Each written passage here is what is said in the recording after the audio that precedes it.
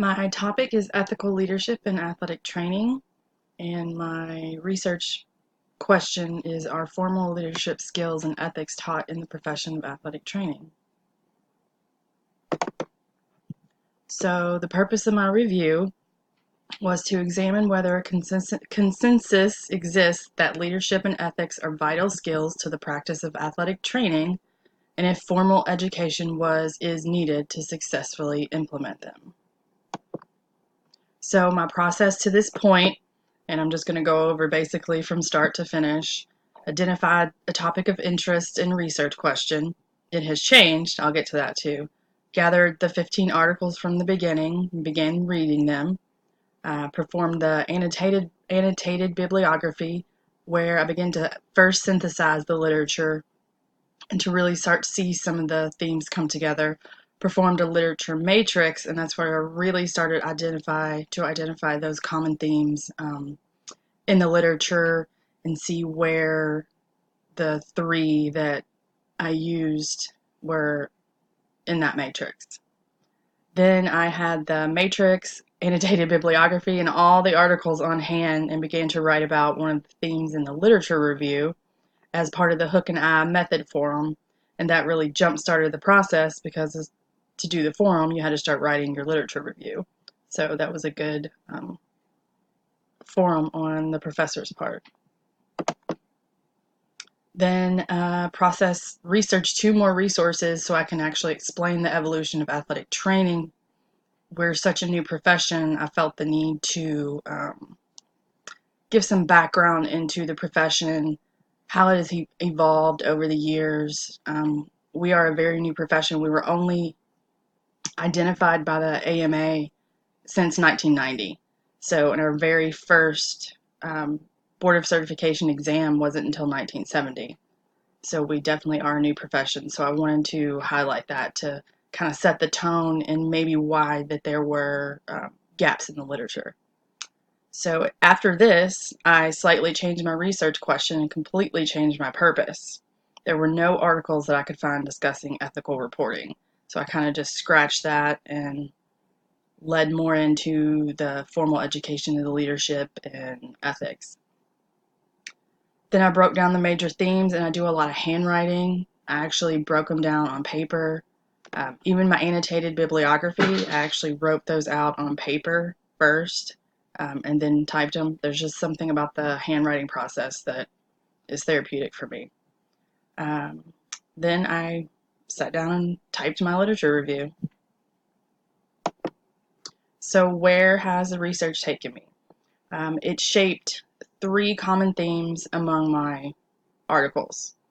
One of the biggest themes that came about is it talked about ethics and ethical issues, just not ethical reporting.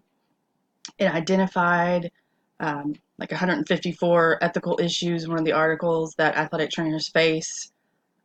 Almost all of the articles recommended that formal education in ethics in athletic training curriculum is needed.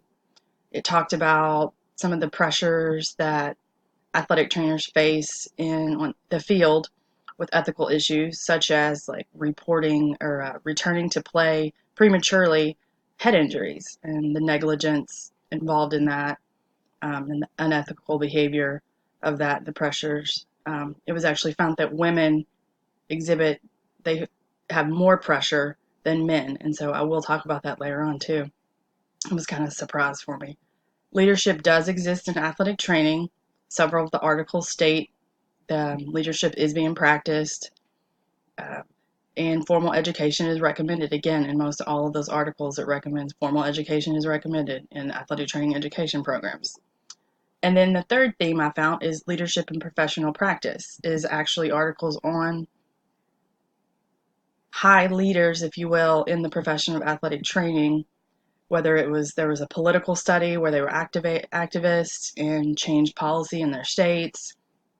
It talked about head athletic trainers, there were women, they had to exhibit significant leadership skills, and then emerging practice leadership skills for those type non-traditional roles. So where else has it taken me?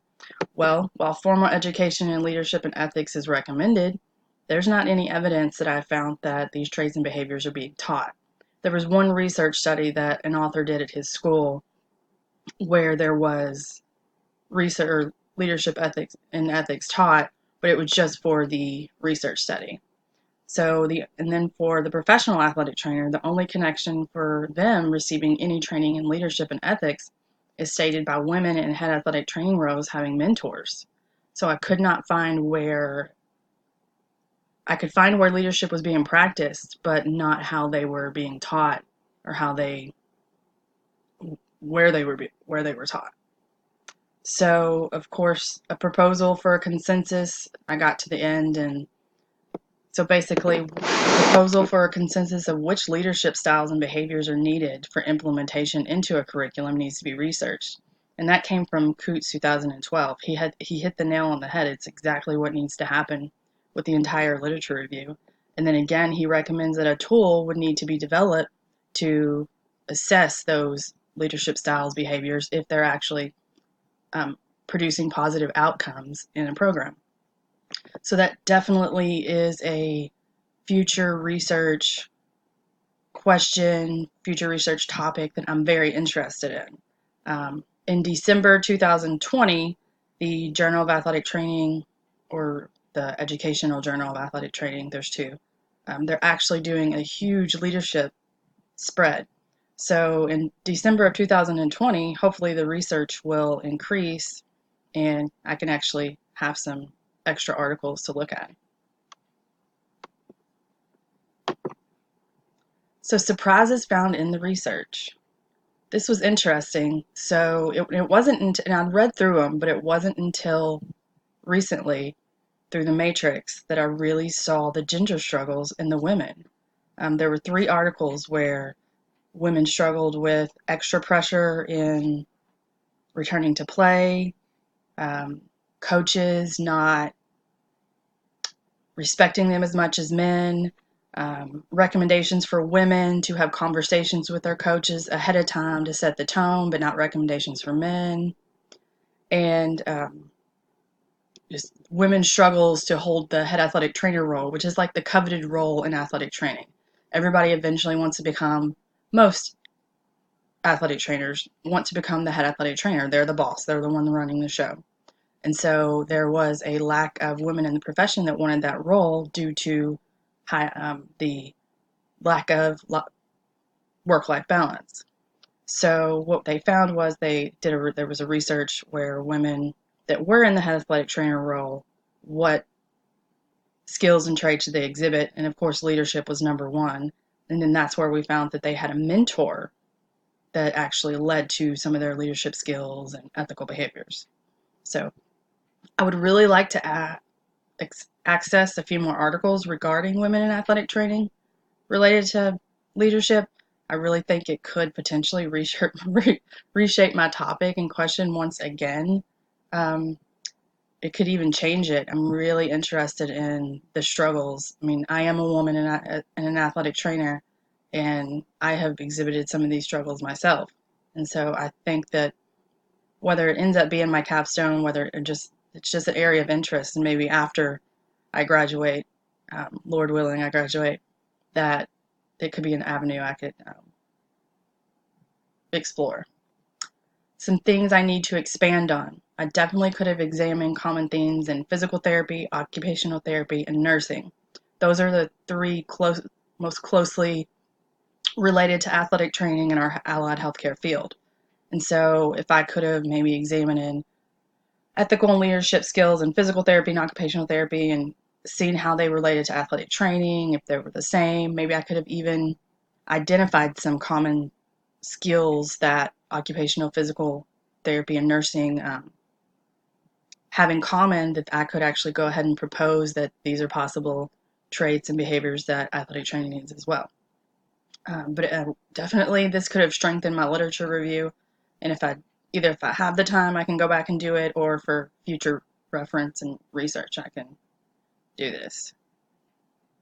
So thank you for your time.